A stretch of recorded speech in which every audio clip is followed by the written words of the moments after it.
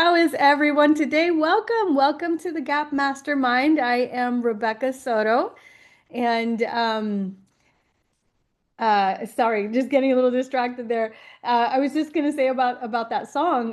That was created by Gino, and it was something that was taught to us by Nick Krem. He's been a speaker here and a longtime friend of ours, and he brought a powerful session at Build at Sea. And I'm going to tell you a little bit more about Build at Sea in just a moment. But let's get this call started, right? It's an amazing, wonderful Monday morning or afternoon. So, welcome to Gap Mastermind, where we come together each week to talk about things about growth, action, and production. We're so glad that you're here with us today. As you're hopping on, drop in the chat. Let me know where you're tuning in from and how your week has gone so far. I'd love to see who we have on the call today. I see we have Kendall Bonner. She's out of Tampa. Houston in the house. Let's go. Dorado, Puerto Rico, mi gente. I love it. I love it. I love it. I'm in Orlando, Florida. We've got agents everywhere. Another one out of Houston. Nampa. Welcome, Idaho. I love it. I love it. I love Deltona also in the house and Atlanta. I love it. I love it. Welcome everyone. And again, how's your week going so far? Drop it in the chat as well. Did you have a win this week or a breakthrough? A challenge that has pushed you through? We'd love to hear all about it. I'd love to hear about your blessings. All right, so these masterminds, they happen every single week. And if you're joining us for the first time, we welcome you. If you've been with us before, welcome back. We love building this community with you. And don't forget, if you ever want to go back and rewatch any one of our episodes, you can catch anyone that you've missed. You can find these sessions on our YouTube channel at EXP Global Alliance. So if, be sure to like, comment, subscribe, hit the bell so you never miss any one of the episodes. Now, before we jump in, I also want to remind you about Build at Sea. So it's an incredible opportunity to grow, connect, and be poured into at a whole new level. So if you haven't checked it out before, and if you have, let me know in the chat. Oh, shoot, I'm just looking at the chat here. Somebody, Cassie, you hired a TC today. Congratulations.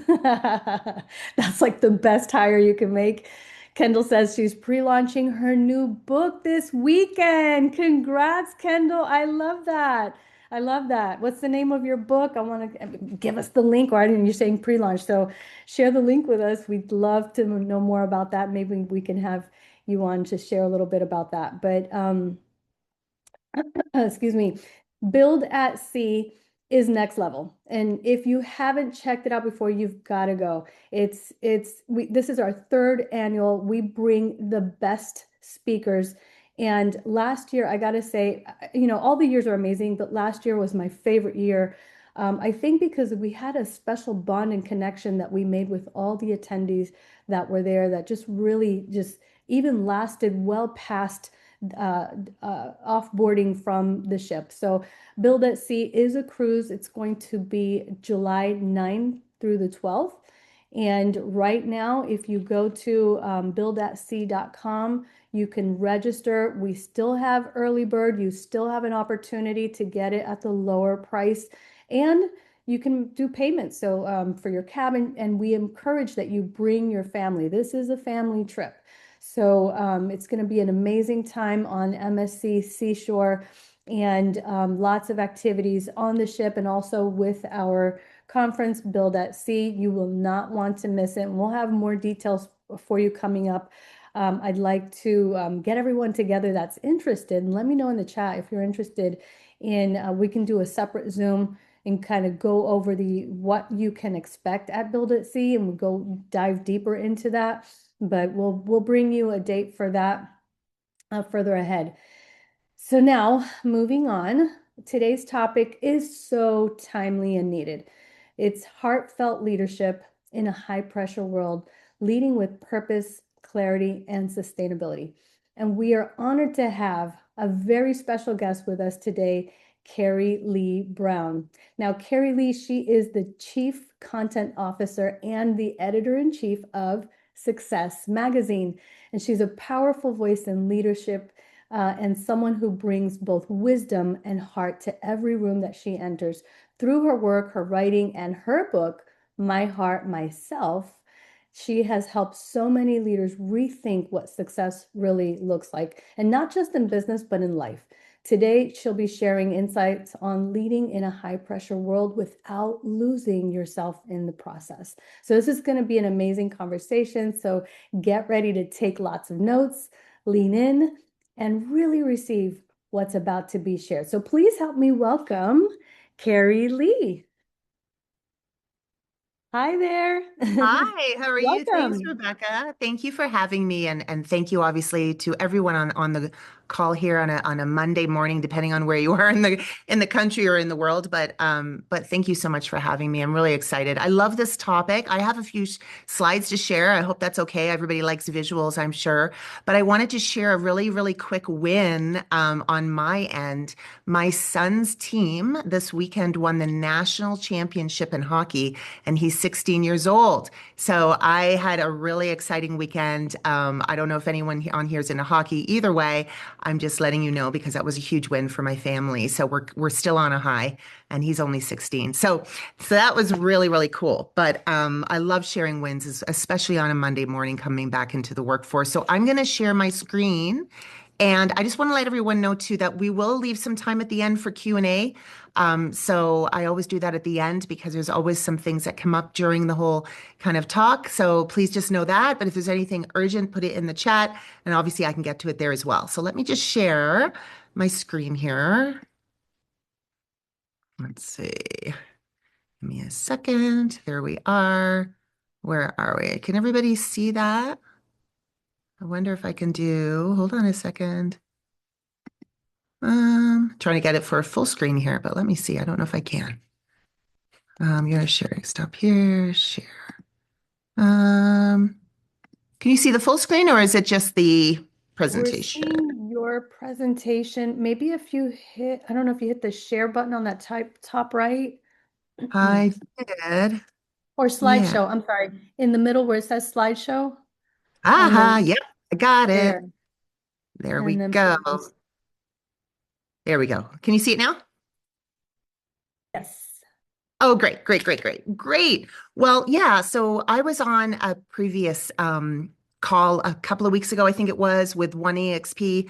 And obviously, Rebecca was on there and she was like, you have to come speak to my organization. They're all fabulous leaders. And obviously, we're in the same family with EXP and we can all relate to each other. So I was like, absolutely. I mean, one of my passions now, especially in my career, but also at this stage and, with success and our evolution and EXP and our growth is talking to leaders across the organization about heartfelt leadership. It's one of those things that I hold very close to my heart, the way that I lead and the way that more and more people are having to hone in on their heartfelt side as leaders as we go through all the craziness and all the change, and not only in our organizations and in our individual teams, but also across the world. Right? There's so much going on right now that we're all taking in from social media, from everywhere else around us, and other organizations, our friends, our circles, everything. So this topic is something I've been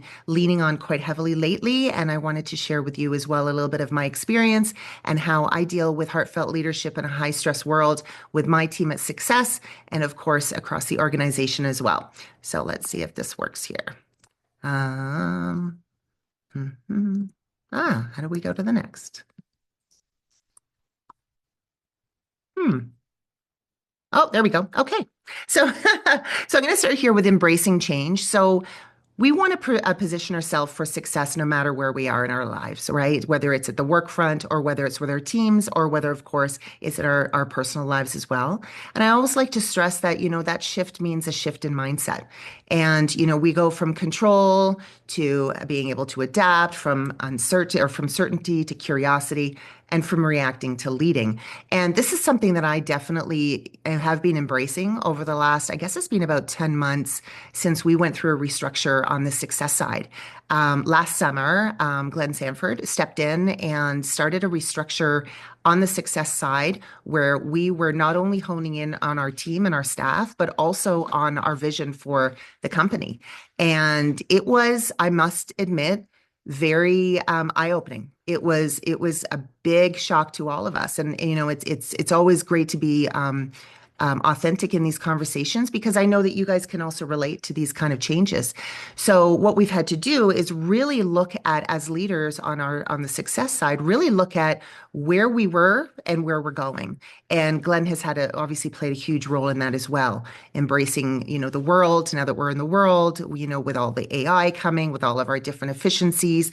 But one thing I've had to really, embrace myself in managing the team is actually managing their fear, managing the team's fear of losing their jobs, of change that they didn't understand, of change that they didn't know what the outcome would be.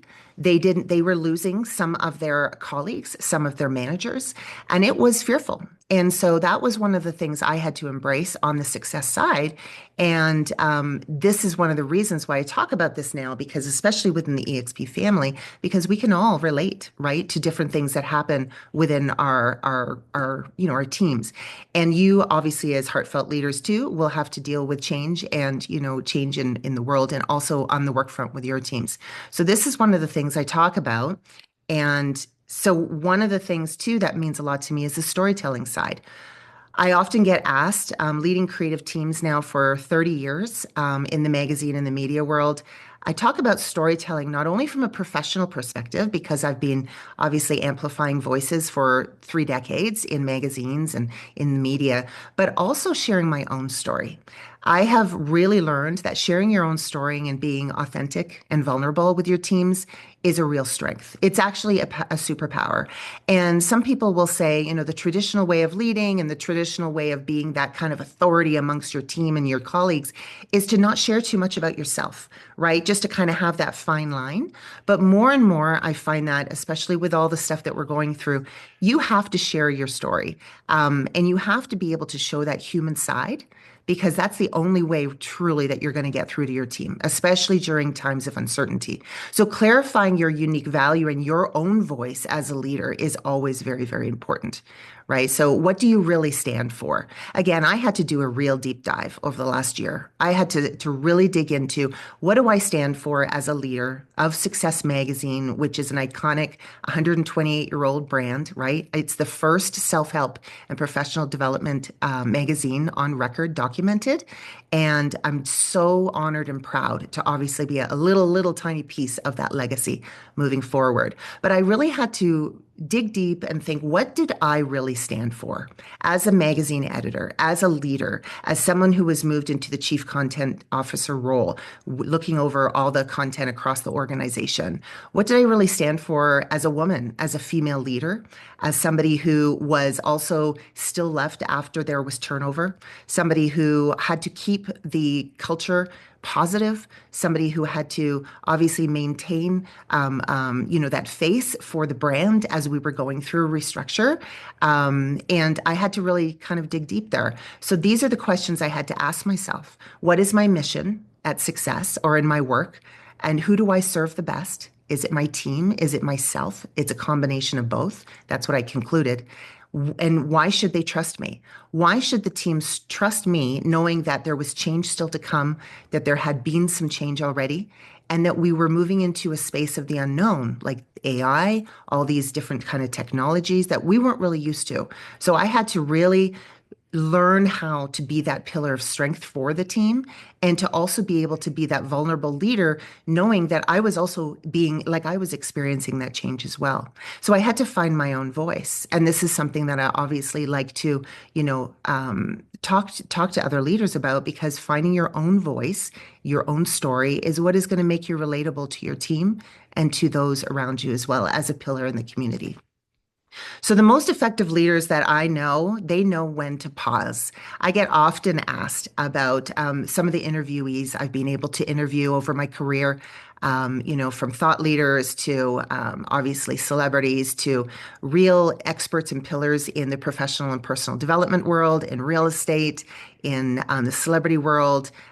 Some of my first interviews back in the day was the likes of Arnold Schwarzenegger, Sylvester Stallone. I started in the health and fitness magazine industry, so I had some of those in my arsenal.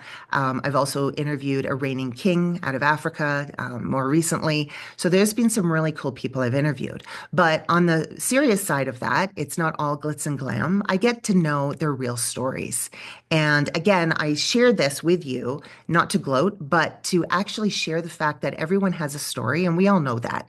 But I like to be that inspiration to let you know that even huge leaders and big leaders in the world, and I'm sure many of you on this call know some of these people I've spoken to. I'm sure you have and met them and work with them and are on stages with them. But one of the biggest things that I've really learned from them is about the power of sharing your story leads to possibility. And that's what the really a common theme amongst all of them is that your story is definitely a superpower. And so this really, really resonates with myself.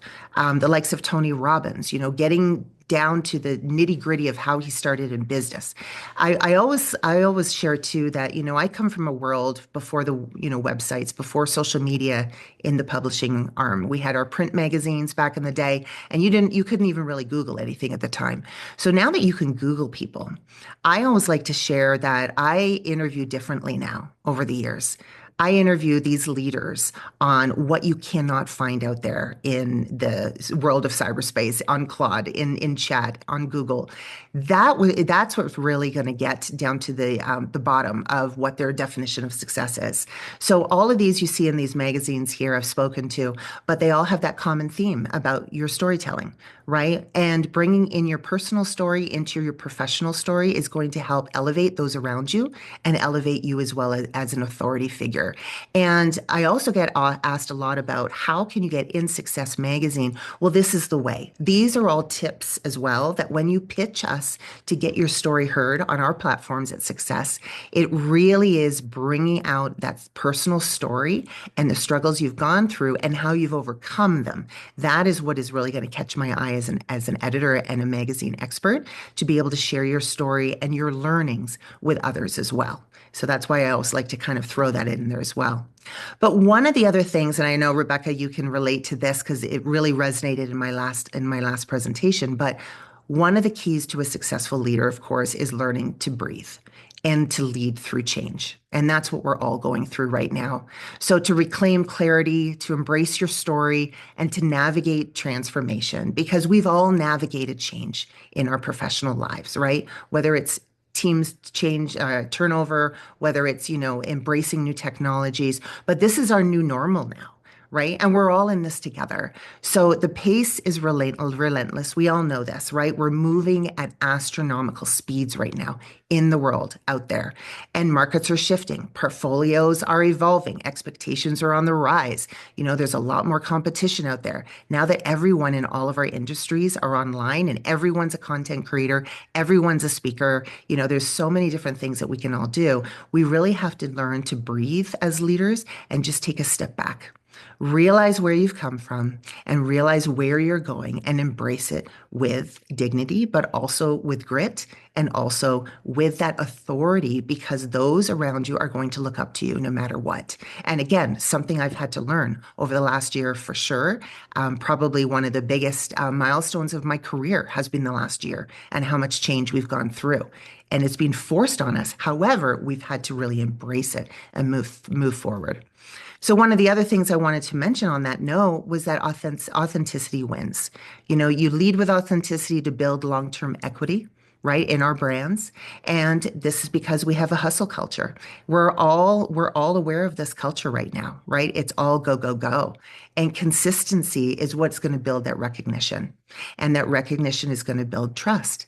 So again, not only amongst our team and our colleagues and our peers, but also at the world at large. Like if Kendall, if you're writing a book and you want to get it out there, we have to build that recognition. We have to build that trust out there in the marketplace.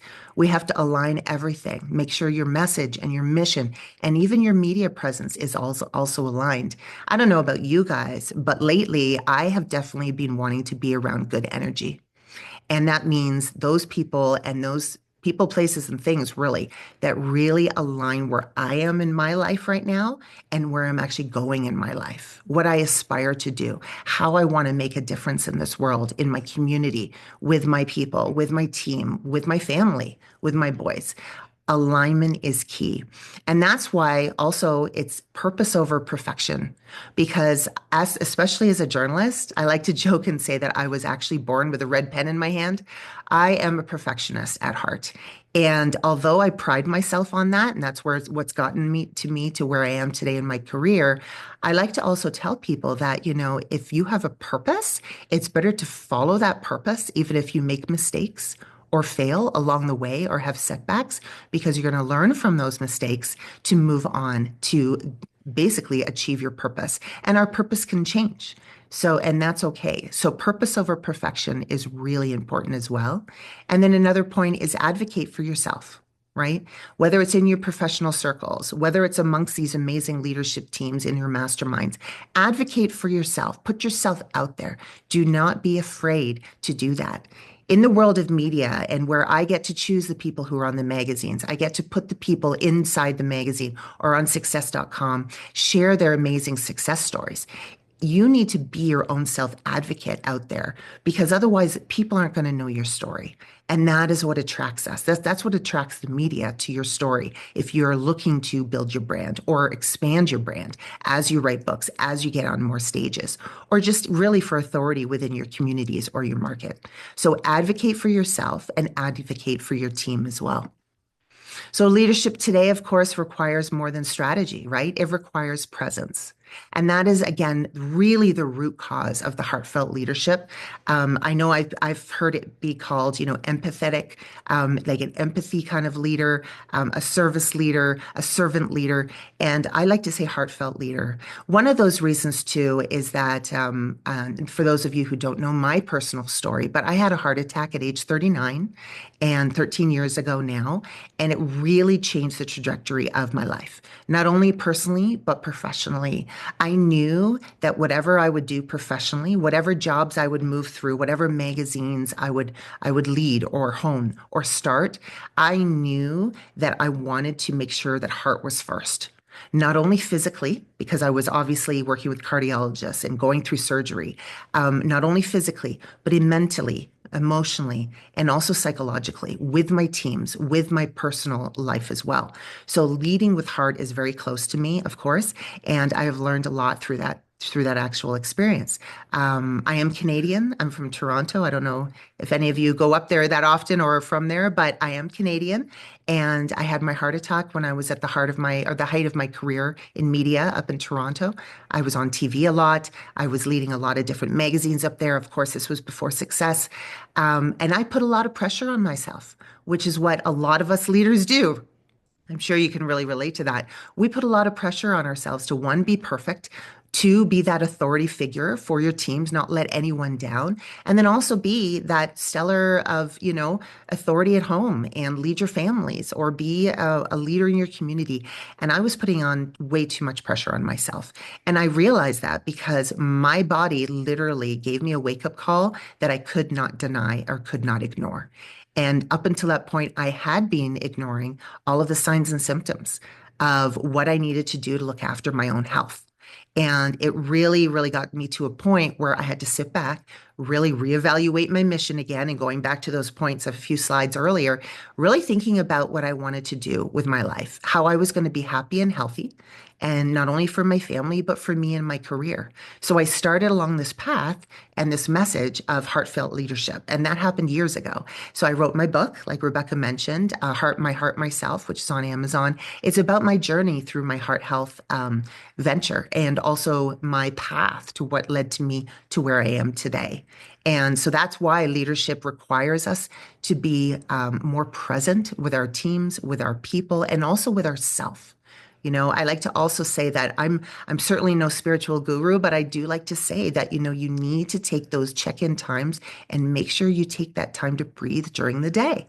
We're all guilty of it. We're all go, go, go. I look at my schedule today too, and it's back-to-back meetings and calls and everything like that. And it's all great because I love what I do, but we really have to take that moment to just breathe. So if anything, I hope I'm going to be a little bit of a reminder in your day to day to do that. And hopefully that'll continue in your life as well. So, why is it slowing down as a leadership advantage? Like I said, I've learned from a lot of the big names in the industry and also from my own heart health experience that slowing down is the key to success in your life. It doesn't mean that you're not going to be at the top of your game. It doesn't mean that you're not going to get that your next client, that deal, or whatever you're doing in your life. It just means being present with yourself, having confidence to be able to take a breath and to just realize that those around you are going to really connect with you and resonate more with you if you are calmer and if you are more confident in yourself physically and emotionally and mentally. And that is going to be your leadership advantage. And actually, I have a few points here about that. You are more likely to have a better reaction to short term decisions if you're calmer and if you slow down. You will have better judgment as well in those quick decisions or even in those really emotional decisions that were put in on the spot every day. And you will have emotional regulation. This is so important to us right now, especially with everything, like I said, moving, along so fast out there in the world of social media and online. It is so important to be emotionally regulated, not only for your physical health, but also for your mental health as well. And then, of course, it's strategic clarity, right? We are more strategic when we have clarity, when we know what we're doing, when we can really make those decisions calmly and safely for the betterment of our teams and of our organizations. So these are just a few points that I've learned along the way in my own career and in my own life that hopefully you can take along the way as well. I'm going to leave it for Q&A for a minute. I'm not even sure the time it is right now, but I did want to also say that there's definitely a few things, that have impacted my life along the way. And feel free to ask me questions about any of that.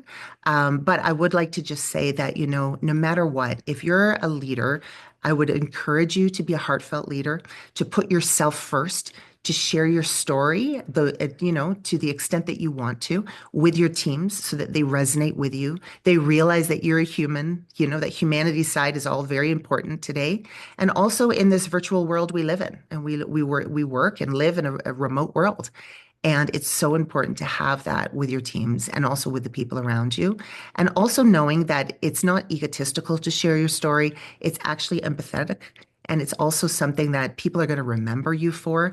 I get asked to speak a lot about my actual heart health journey, and I help women and I encourage women. And I'm actually working I have a business on the side where I'm actually launching my first immersive women's leadership retreat in India in the fall, a global venture that I'm working on with a partner out of Australia.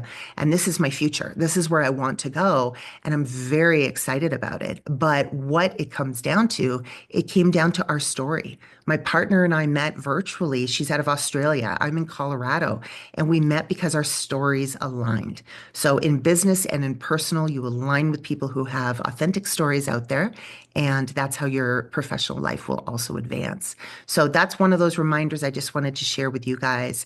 And hopefully I've answered some questions already, or I'd love to have a conversation about heartfelt leadership and how I deal with stress or how you can manage your own stress with your teams and how potentially we can all work together in the future. So I hope that gives you a little bit of a glimpse into what I wanted to talk about today.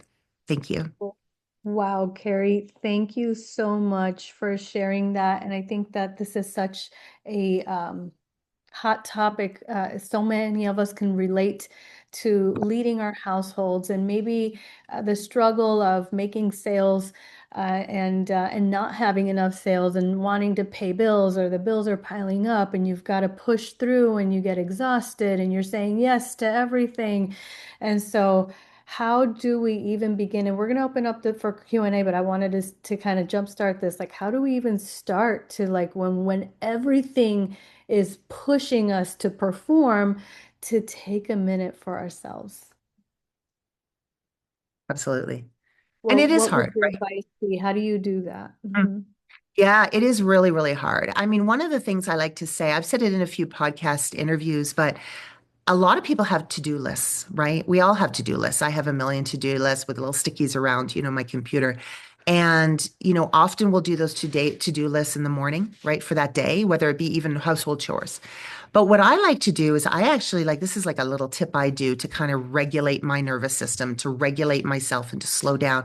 I like to actually do a what I did list at the end of the day.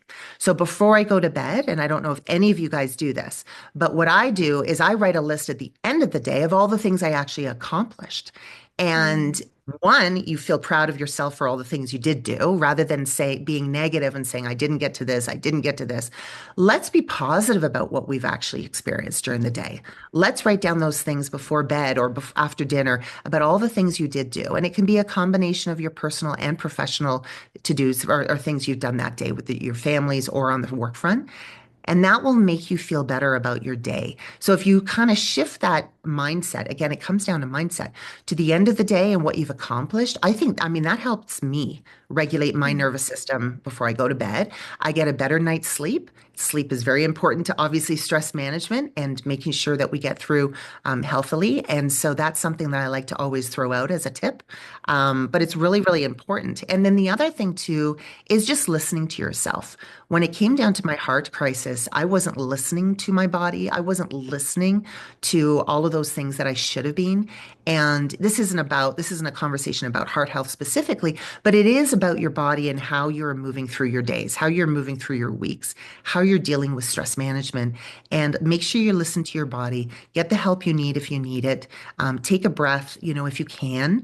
And even if that's just turning off, everything, all of your devices and go, just turn off your devices for 20 minutes even in a day and have your lunch without your phone beside you. I'm guilty of it myself, right? We all are. And we think, oh, I have a break from meetings, so let me just check my Instagram or whatever. And I'm guilty of it. Put them aside, do a digital detox if you can throughout the day. If you can do it a couple times a day, even better. But you'll definitely feel better about your day's work as well. So hopefully that helps a little bit as well. I think it definitely helps. I think anything in doses that we can step away from and just breathe, like you said, right? So I have found myself like when tension is high, something's not going your way, or maybe something, someone came at you backwards, Yeah. and uh, and you feel the stress rising. I literally take a minute, even if I don't have it. Maybe I have just 1 minute for breath work, but just breathing intentionally breathe in, breathe out because you don't realize that you have stopped breathing or you're just everything's boiling up and you just have to take that time to step back. And if you have a few more minutes, I literally will get up and just take a walk, right? And my husband is known for that. He will literally, he'll come in from seeing a client and he's like, I got 20 minutes. I'm going to go for a run. I'm like, what? Yeah. Literally goes for a run, runs 2 miles and comes back. In the Yeah. past, he would even cut the grass. And if he was mad enough, he'd cut my father's grass. I'm like, what the? And then he'd come shower and get back to work. I'm like, what? Yeah. And Whatever one of it the things takes I've to heard relieve stress. absolutely. Doing different things, right? And you know what that is? That's shifting the mind, right? Like when you're actually getting out of what you're working on and getting out of the one other thing is turning on some music. Like literally even 10 minutes, just turn on some great music. Ask Alexa to play whatever you like, and just like getting out of your own mind for a moment. It's so funny you say that because even taking the dog for a walk, but music is a huge one for me. I love music. I love dancing, whatever. Just put on something that's going to get you kind of motivated again. It's one of the reasons, you play music at the beginning of these masterminds. Like a lot of people, they play amazing music between speakers at big events. We all know that music can shift, it can shift our mindset, it can shift our moods. So even if you get out of a meeting that didn't go so well, put on some tunes and just like zone out for a minute. I think it really helps. It does me anyway, for sure. And then another thing too is listening. We're all strong leaders on here, and we all obviously are in kind of authority roles, if you will. And we can talk, and we are supposed to speak, and we're supposed to be that leader. But you know what? Sometimes listening is even more important than speaking. If you can listen to your team, your colleagues, your peers, or even, of course, your boss, whoever, or even your family, listen and then respond instead of just being the one to speak all the time.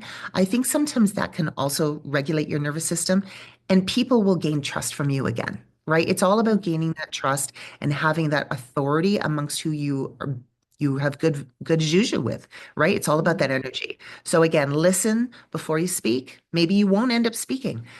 You're already in your role because you are there for a reason. You don't have to keep proving it. And I think that's something else I've learned over the years.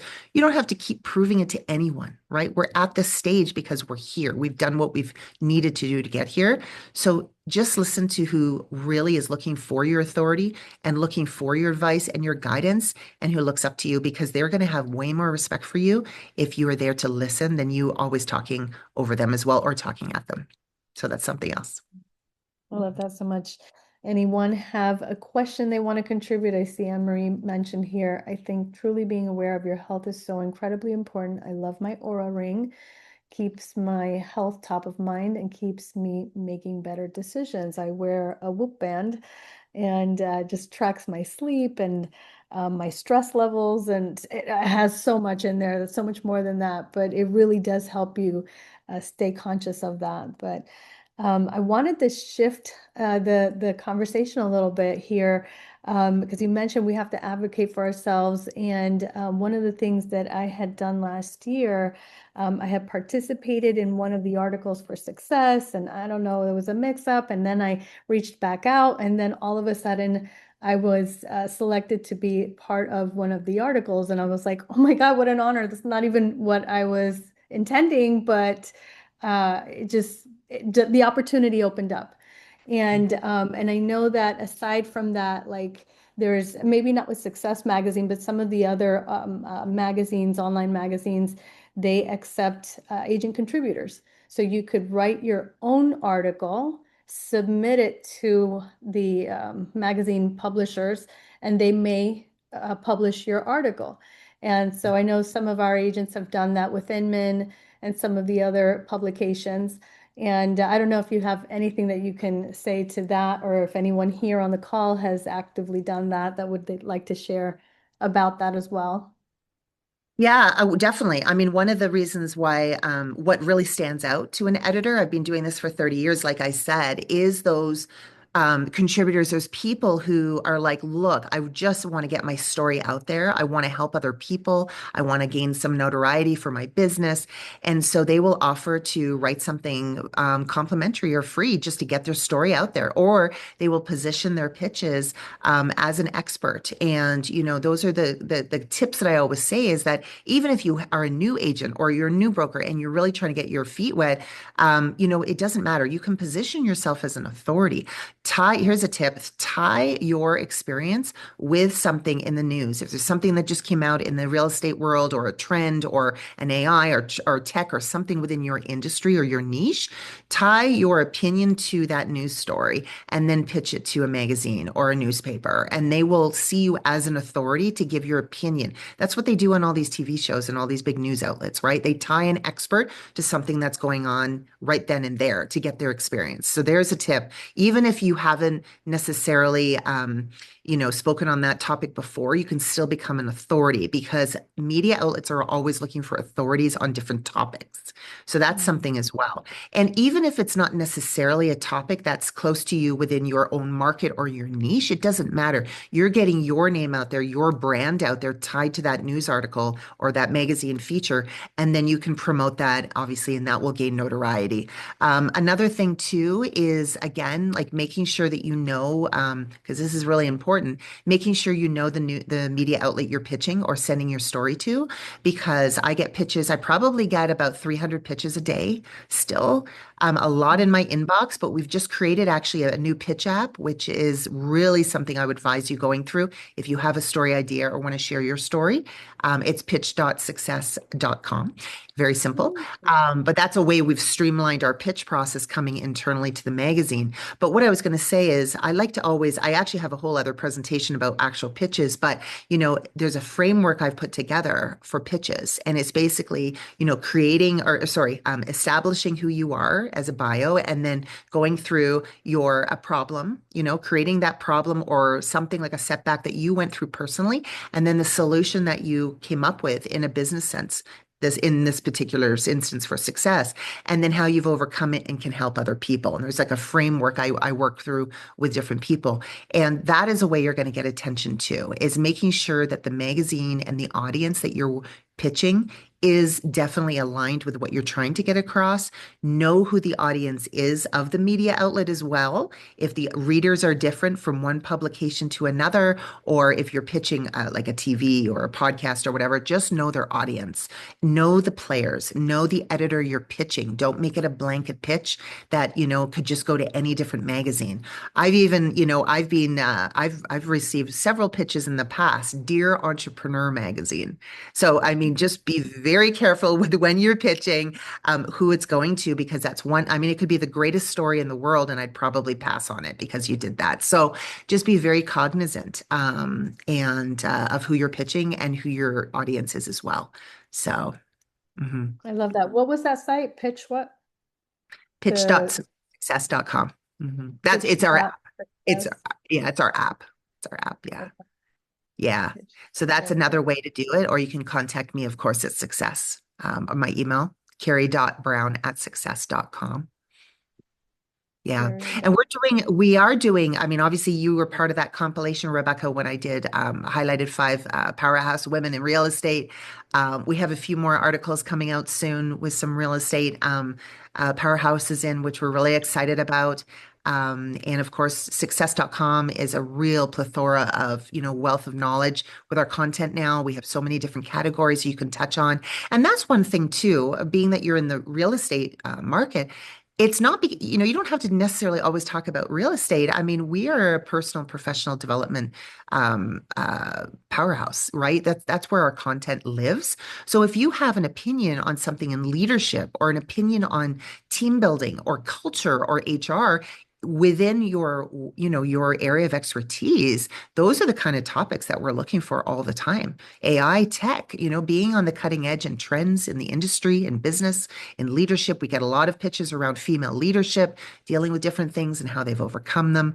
Our success stories are across the board. So if you are thinking about pitching success in particular, or really any other publication out there, use your imagination. Think outside the box of what you can talk about. Maybe your journey or your story has led you to where you are now, because you've been through different things. And maybe you can touch on some of those roadblocks or those setbacks and how you overcame them.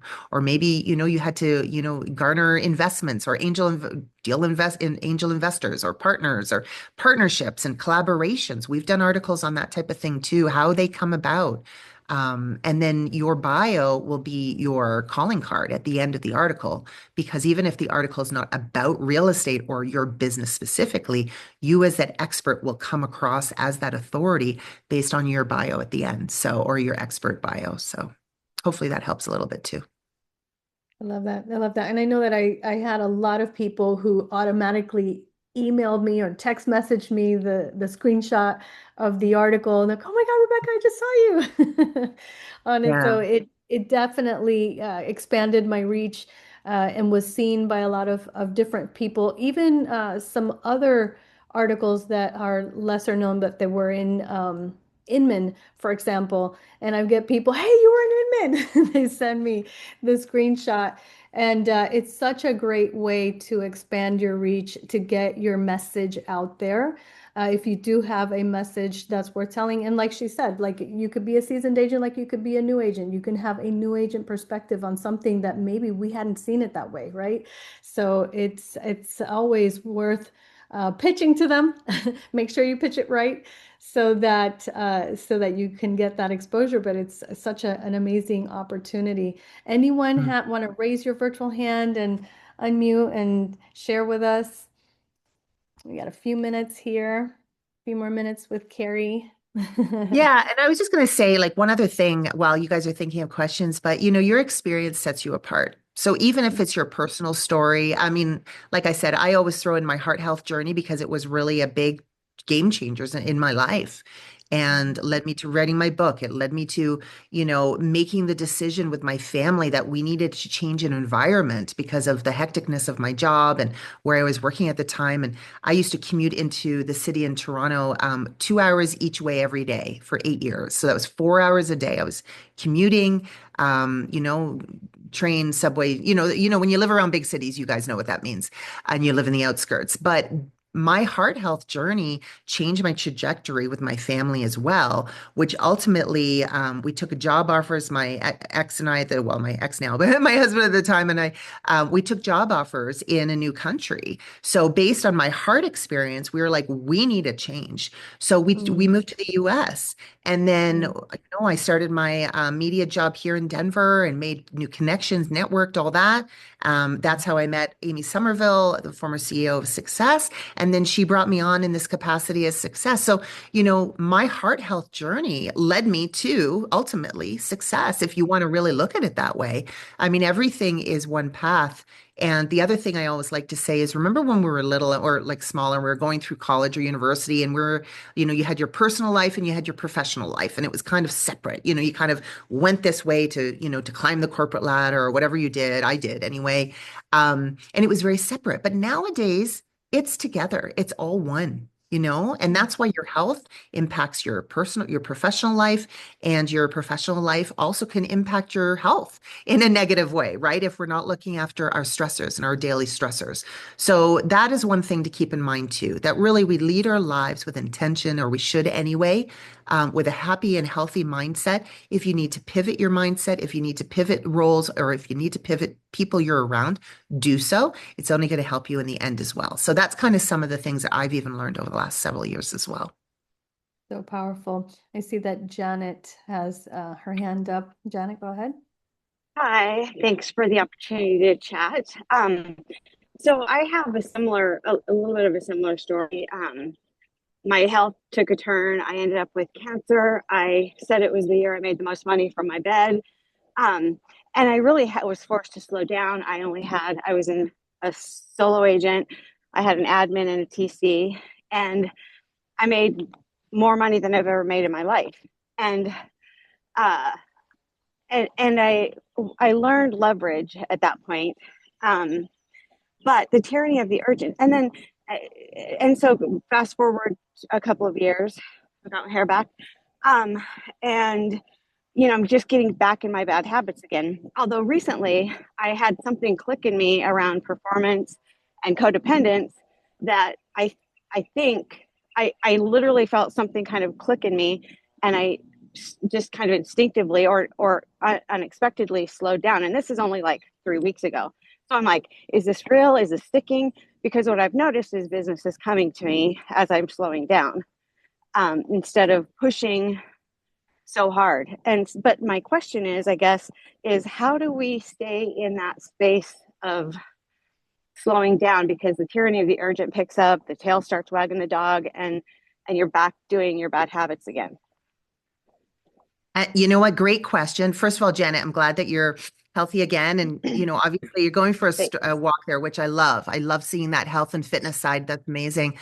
Honestly, it's something I deal with all the time. I always have to constantly remind myself. I hate to get, I don't want to come across like I'm an expert in slowing down, because I have to still remind myself.